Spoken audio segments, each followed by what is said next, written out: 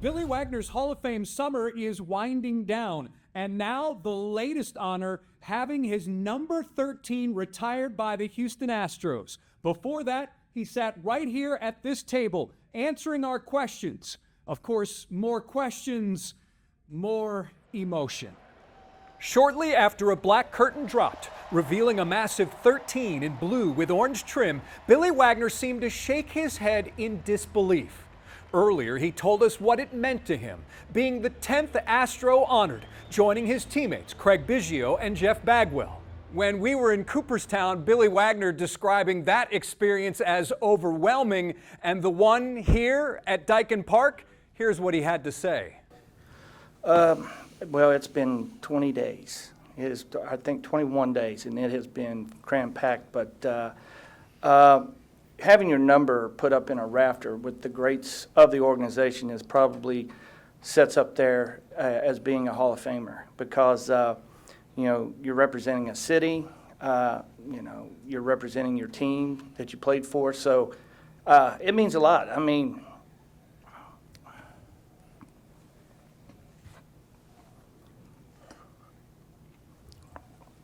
those guys mean a lot to me. Thanks, Billy. Another question? Randy? Hey, Billy, congratulations. Thank you. Describe what it's been like since that day in Cooperstown. You couldn't tell? You can't tell? No. Over the last few weeks, what's it been like for you since Happy chaos. you left Cooperstown? Happy chaos is, you know, I've said it along, I'm hoping people took a lot of video. I felt like it's went so fast, seeing friends and former teammates and, you know, being able to just spend a smidge of time with them. And it's just been, you know, a whirlwind. I think sometime early this week I was in Williamsport throwing out the Little League first pitch. You know, there's a lot going on. It's a great time for me and my family. And, you know, we're excited. But it's different. We went from like about 15 years of being baseball coaches and traveling and doing everything. Now there's actually people that want to talk to me and deal with me a little bit more. And so now we do a little bit more now than we were accustomed to. Before we get to the next question, a couple more introductions with distinguished guests. In the back of the room, the other half of our dynamic duo radio partnership, it was Robert Ford is with us today. Welcome. Robert. Sparky and Robert have called more games in baseball since 2015 than any other radio team, maybe a record one with all the playoff games. So great job by those guys. Also, we have another one of our Astros Hall of Famers this year. Big part of the organization and the franchise in the early years in the 60s, helped put us on the map. Bob Esramani is here. Okay, another question for Billy. Sparky? I've always wanted to know what it's like being with Johnny Bench. I know he likes to welcome the guys at the Hall of Fame and take you on the back porch of the hotel. What was that like? That was probably that wow moment. You go out and we're taking our team picture, and so you're sitting down there. You're still talking to guys, kind of getting familiar, and then you get summoned, and hey, Johnny wants to talk to you. And so I mean, you know. So I go up there and I'm sitting and it's so surreal because I have no idea. I mean, I'm literally back a rookie in the locker room with Baggy and Bish saying, sit there, don't talk. If I need something, we'll let you know. And so that's what it was. I sit there and I sit in these two rocking chairs and, you know, I'll sit there just like that. And all of a sudden he's got me rocking back and forth. And he just tells you, hey, you know, all this that you work for,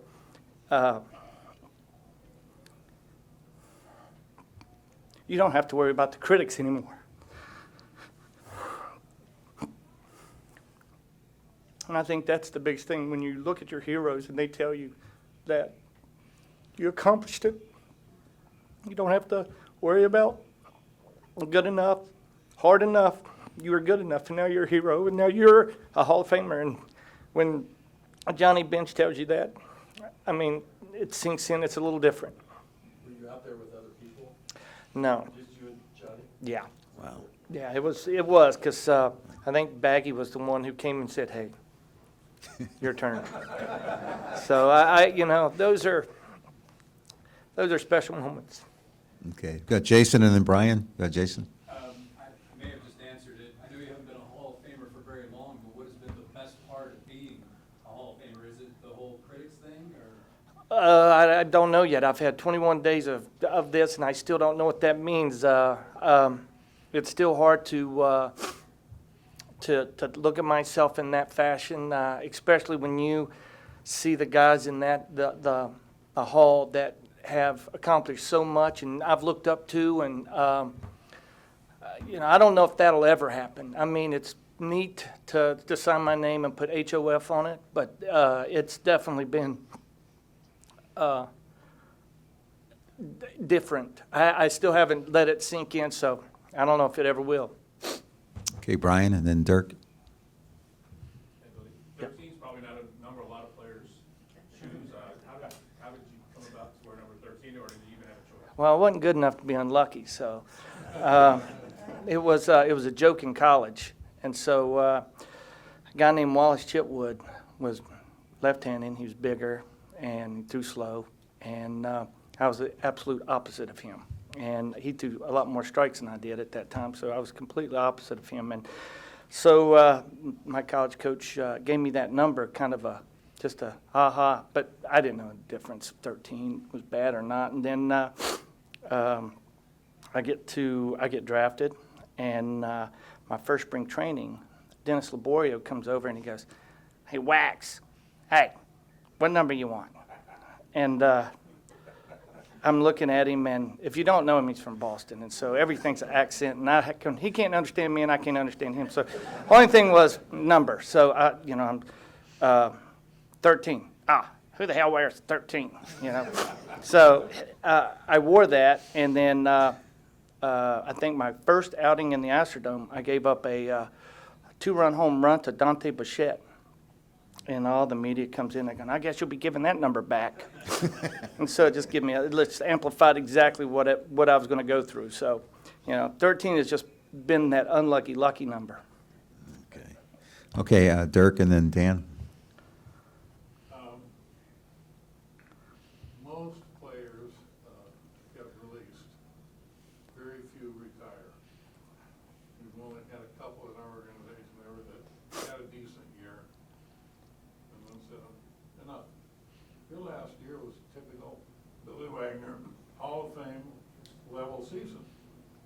Probably could have pitched more. What were you thinking? Well, I was thinking behind my kids and doing it because I wanted to be a dad. I was tired of having my groins wrapped.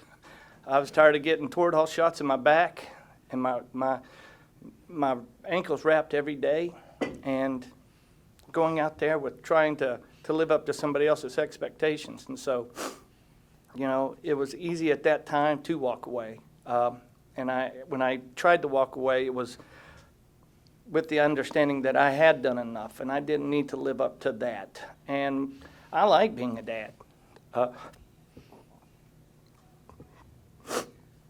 And so that's why it was easy for me to walk away. Never looked back. Never thought it was something I should have kept doing. It was just something that, was important. For the record, Billy's last year with the Atlanta Braves, he had 39 saves, a 1.43 ERA, and 100 strikeouts in about 70 innings. So he wasn't just good; he was excellent, outstanding. I'm sure Bobby Cox was begging you to come back after those numbers. I'm sure, Dan Matthews. First Hall of Famer from a D3 school. You mentioned still involved in coaching. I mean, for the kids out there, that's the only chance they get, or JUCO or levels like that. What is your message to them? I don't think anybody in this room wants to hear that message from me because the game's changed so bad. It's not a pleasant game for a young kid to try to play right now. You can't live up to the expectations. The game's still the greatest in the game in purity when it's in Little League, and it's taught to win is more important than the metric or the number. And so, for me, that is a real passion of mine of how the game is dictated, metrics above a win. There's nothing better than the win when you're playing. You wouldn't keep scoring. So these poor kids today keep getting hurt and blown out because somebody wants to tell everybody that it's not good enough to throw hard enough or to get an out. You can't get an out the right way. It's not the right way. It's not the best way. And for me, it's a win's a win. And these young kids, men and women, because I coach a young lady now, you know, a win's good enough. And I don't think we need to worry about some of the stuff we worry about. The uniqueness of the game was the difference in the game. And, you know, I was unique because I wasn't the same as anybody else that went out there. Now everybody is the same. You go hard to hard to hard. There's no uniqueness to that. You know, everybody's 6'3". You don't have 5'10". And so, you know, it used to be the whole thought that as long as you had heart and talent and you can go and compete, you could achieve your goals.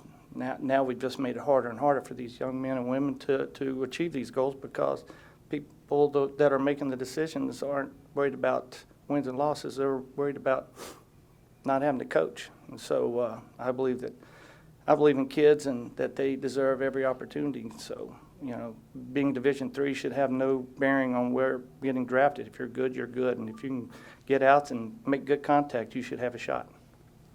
Very well said, Billy. Very well said. This time I'd like to introduce, we're very lucky to have him with us. Billy's wonderful family's here. His lovely wife, Sarah, is here. You want to talk? And his children are here as well, so we're so happy to have you guys with us on this great occasion for us. Go ahead, Jesus. Billy, I think it's what yesterday, a Hall of Famer told me that they'd never seen somebody so happy to be a Hall of Famer, among those Hall of Famers. Have you taken off that ring? What does that ring mean to you? And also, how do you feel when you see your plaque? Well, I don't like taking this off, but I have. You know, I don't want to tear it up. I mean, I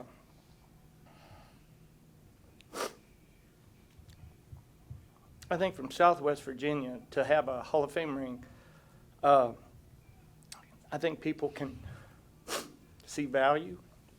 I think they know that it's possible, and I think it's something that I need to carry around more often because I think the guy in Southwest Virginia that doesn't see that this is possible needs to see me, needs to see that dreams are possible, that they don't have to stop dreaming because somebody says that it's improbable.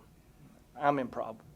And so, you know, I've achieved a lot, and through the grace of God, and I think that's what my platform is for these young men and women in my state and in Division III, is to know that this is possible. So am I happy? Absolutely I'm happy. This right here exemplifies Division III and all the people that said you couldn't do something. And I mean, you know, I'm the last one laughing. You know, I get to have the last laugh that all the people have said I wasn't good enough. Any more questions? Right here. Hey, Billy, congrats again. Thank you. You talked about seeing former teammates, your heroes of yours, but what about that experience, you know, sharing that with your family, even, you know, you got to see your son play catch with Ichiro Suzuki, you know, in that perspective as a father, you know, how was it like having your family around? Well, I'm always a father first, and so getting to share these moments because of what I've been able to accomplish is your greatest tool. And so having my youngest play catch with Ichiro and have that type of moment with a guy like Ichiro, who is just a phenomenal person and still probably could play out here today, you know, those are things, you know, we all want to be able to give back to our kids. And you know, for me to share this with them, they've been on this journey for, you know, as long as I have. I mean, my wife's thrown every pitch with me. She's complained about every announcer that's jinxed me. I mean, she's you know, she's been there and done that. So, you know, this is what it's all about. I can't imagine not having them. Any more questions for Billy? Before we break up, we just want to say once again, Billy, we're so proud to have you as part of the Astros family going in the Hall of Fame this year. Before this year, we had Bagwell, we had Biggio, 2 Hall of Famers, and now we have one of their teammates. It's so cool that we have 3 guys that played together, all in the National Baseball Hall of Fame. And I think it's a reminder of some of those great teams we had back then. Those guys on a run, and Larry Durker was part of that, 6 playoff appearances in 9 years. So that was a great era of Astros baseball. as well. Right now, it's fantastic what we're going through, but you guys were fantastic as well, and I think people shouldn't forget that. But Billy, thank you for being an inspiration to all of us, and we can't wait to see that number get retired this afternoon. So one more time, go ahead, Billy. Before we ahead. go, we need to thank Anita and Gene and Richard for making our family really comfortable through the Hall of Fame and allowing us to get here and be comfortable every time we come back and to be welcomed back into the Astro family. So thank you guys. One more time for Billy Wagner. Thank you. The manager who converted him into a relief pitcher, It feels really good for me, you know, it's nostalgic. Larry Durker, was here, among other members of the Astros Hall of Fame. But being enshrined in Cooperstown, that still doesn't compute inside Billy's head. I don't know if it ever will. Also happening Saturday, Billy Wagner's Hall of Fame plaque was here. Fans had the chance to take a photograph with it, something the Baseball Hall of Fame tells me is, quote, a very rare opportunity.